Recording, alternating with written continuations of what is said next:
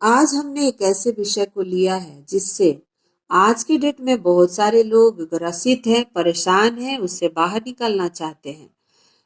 तो आज हम इस वीडियो में चर्चा करने जा रहे हैं कर्ज के बारे में। कर्ज कैसे हमारे ऊपर चढ़ जाता है और कुंडलियों में ग्रहों की क्या स्थिति है जो हमें कर्जदार बना देती है। निकलेंगे कैसे, इसके बारे में भी हम कुछ वैदिक रेमेडी के बारे में चर्चा करेंगे। नमस्ते दोस्तों, स्वागत है आप सभी का आप ही के चैनल पर। और मैं अनुपमा एक बार फिर से हाजिर हूँ आप लोगों के लिए ज्योतिष के एक बहुत उपयोगी विषय को लेकर, और इसके ऊपर हम आज चर्चा करेंगे। तो दोस्तों, कर्ज जो है वो एक ऐसा विषय है कि आज आप देखेंगे कि ज्यादातर लोग इसमें फंसे हुए हैं और बाहर निकलने की कोशिश कर रहे हैं। कुछ तो हम अपनी जानबूझ के गलती करके ही फंस जाते हैं, और कुछ हमारे कुंडली में ऐसे दशा होता है जो हमको इसमें फंसा देता है। ग्रहों की कुछ ऐसी स्थिति होती है जो आजीवन हम कर्ज में रहेंगे, ये स्थिति बताता है। तो आज हम आपको बताने जा रहे हैं कि वो कौन सी स्थिति है जो आपको कर्ज में डुबो देता है, और कुछ वैदिक रेमेडी भी हम आपको बताने जा रहे हैं। तो दोस्तों देखिए, ये जो आपका छठवां भाव है, रोग ऋण और रिपु का है। रोग ऋण और रिपु यानी दुश्मन, आपकी बीमारी और कर्ज, ये है।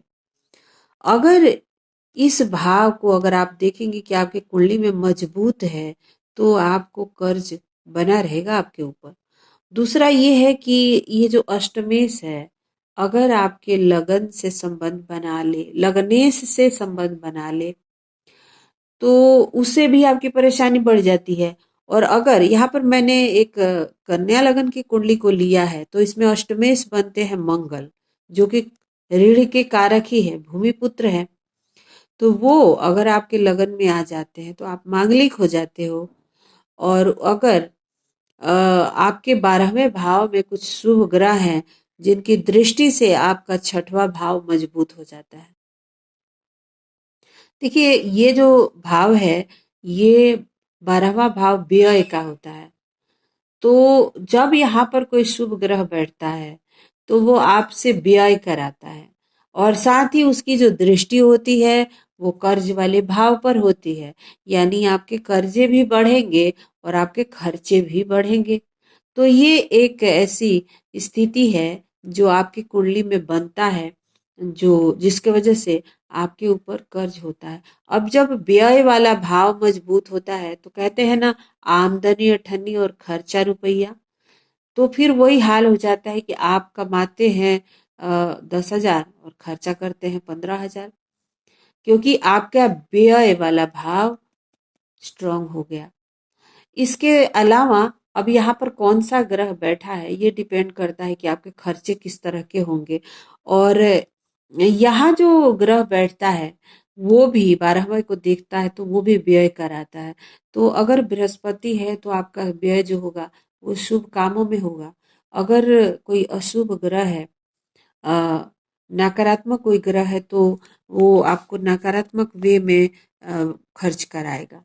लेकिन ये जो कर्ज वाली स्थिति है तो कहीं ना कहीं ये खर्च के वजह से ही होता है। जैसे कि हमारे पास पैसा नहीं है और हम कर्ज लेके घर खरीद लें, हम कर्ज लेके जमीन खरीद लें, हम कर्ज लेके गाड़ी खरीद लें। तो ये जो कर्ज है ये हमारी इच्छाओं के वजह से हो जाता है, और कई बारी ये हमारी कुंडलियों के वजह से भी होता है, क्योंकि हम ना चाहते हुए भी कर्ज में डूब जाते हैं। आप देखेंगे कि कई बारी आप कुछ ऐसा नहीं खरीदते हैं, आप नहीं चाहते हैं कि आप किसी से कर्जा लें, लेकिन ऐसे सिचुएशन में आप फंसते हैं कि आपको लेना ही पड़ता है कर्ज। और इस तरह से आप पूरी तरह से कर्ज में फंस फंस जाते हैं, डूब जाते हैं। और ये जो स्थिति है, ये इन दो भावों के साथ साथ आपके मंगल के खराबी से भी होता है। फॉर एग्जाम्पल, आपका लगन में मंगल है और उसके ऊपर शनि की तीसरी दृष्टि है, तो वो भी आपके लिए एक खराब स्थिति हो जाती है। और मंगल अगर आपका अष्टमेश है तो अब बहुत ज़्यादा ही खराब स्थिति है। तो इसीलिए तो कहा जाता है कि अब हमने ये कुंडली लिया है कन्या लगन की, तो कन्या लगन वालों के जो अष्टमेश होते हैं, मंगल होते हैं, अगर कहीं से भी लगन से संबंध बना ले तो उनके जो प्रॉपर्टी है उसमें उनको समस्या उत्पन्न हो जाता है। और अगर उनके मंगल के ऊपर कहीं से भी राहु केतु की दृष्टि आ जाए, शनि की दृष्टि आ जाए, तो वो भी एक खराब स्थिति हो जाती है और परेशानी देने वाली स्थिति हो जाती है। तो दोस्तों, मुझे उम्मीद है कि आप समझ गए होंगे कि मैं क्या कहना चाहती हूँ। मैं कहना चाहती हूँ कि अगर आपका व्यय का भाव और ऋण का भाव दोनों मजबूत हो गया और साथ ही मंगल पीड़ित हो गया, तो आप कर्ज में आ जाते हैं। तो दोस्तों, ये जो अभी आप मान लीजिए कि सूर्य और शुक्र बैठे हैं 12वें में, अब मैंने एग्जाम्पल कुंडली लिया है आपके सामने, तो आप देख रहे हैं कि सूर्य तो अपने ही घर में बैठा है लेकिन शुक्र के साथ बैठा है। तो ये व्यय दिखा रहा है, व्यय होगा कि आप थोड़े से दिखावे पे ज्यादा व्यय करेंगे और साथ ही इन दोनों की दृष्टि यहाँ पर पड़ रहा है। ये जो भाव है, छठवां भाव, ये ऋण का है और यहाँ पड़ रहा है, तो कर्ज तो बनेगा। अब इसके अलावा मैंने ये दिखाया है कि यहाँ पे मंगल है, तो मंगल जो है वो अष्टमेश बनता है। तो अष्टमेश, आपका कोई भी अष्टमेश हो, याद रखिएगा, अगर लगन में आता है तो जिस चीज का वो कारक है उसमें परेशानी देगा। यानी शनि है तो आपके पैरों में दिक्कत देगा, आपको स्लो मोशन बना देगा। अगर ये यहाँ पर शुक्र है, अष्टमेश अगर आपका शुक्र है तो वो फीमेल है, फीमेल और ब्यूटी लग्जरी है, तो उसके पीछे आपको भगाएगा। आप ज्यादा ही मटेरियलिस्टिक हो जाएंगे, महिलाओं के पीछे भागने वाले हो जाएंगे अगर आप पुरुष हैं तो। अगर बुध है तो आपको वाणी से संबंधित समस्या आएगी। अष्टमेश है बुध तो, यानी कोई भी अष्टमेश अगर लगन से संबंध बनाता है तो अपने कारकत्व वाली चीजों में परेशानी देता है व्यक्ति को। तो अगर मंगल आया तो इसका कारकत्व है भूमि, और ये पराक्रम भी देगा आपको। लेकिन कहते हैं ना दोस्तों कि आ, दो घरों का अगर मालिक कोई ग्रह है तो दोनों घर के वो रिजल्ट देता है। अब यहाँ पर अगर आप देखें कन्या लगन की कुंडली में, तो दो भावों का मालिक होता है। तो आप, ऐसा नहीं है कि सिर्फ कर्ज में रहेंगे, आप पराक्रमी भी होंगे, बहुत कर्मठ होंगे, लेकिन कर्ज आपके पास रहेगा क्योंकि अष्टमेश भी है। सर में दर्द रहेगा, हेडेक बहुत ज्यादा आपको होगा। तो ये एक तो हमने कारण बता दिया आपको। अब हम बताते हैं आपको निवारण। आपको लगातार हनुमान चालीसा करना है।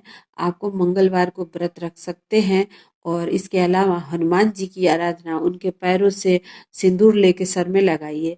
मंगलवार के दिन मसूर दाल आप दान कर दीजिए। इसके अलावा दोस्तों, काल जो होता है, जो समय, उसका भी बहुत महत्व होता है, शुभ अशुभ होते हैं। तो गुलिक काल जो होता है वो शनि के संतान है गुलिक। तो गुलिक काल में अगर ऋण ऋण का कुछ हिस्सा आप दे देते हैं तो आप पूरे ऋण से मुक्त हो जाएंगे। गुलिक काल अगर मंगलवार के दिन, गुलिक काल में अपने कर्ज का थोड़ा सा हिस्सा अगर आप दे देते हैं तो जल्दी से कर्ज से मुक्त हो जाएंगे। मसूर दाल, इस तरह के चीजें आप, मंगल से संबंधित चीजें डोनेट करेंगे तो इस एनर्जी से आपको राहत मिलेगा। तो ये जो वैदिक रेमेडी है आप करके देखिए, ये टोटके नहीं है, ये हमारे ज्योतिष की किताबों में ऋषि मुनियों ने लिखा है। तो आप करके देखिए और बताइए कैसा रहा। ये समस्या जो है वो बहुत परेशानी देने वाला होता है, इसलिए मैंने इसे चुना है। और मुझे उम्मीद है कि आपको आज का वीडियो पसंद आया होगा। पसंद आया होगा तो लाइक कर दीजिएगा। Thank you so much video को देखने के लिए। मिलते हैं एक नए विषय के साथ, तब तक के लिए मुझे दीजिए इजाजत। सर्वे भवन्तु सुखिनः।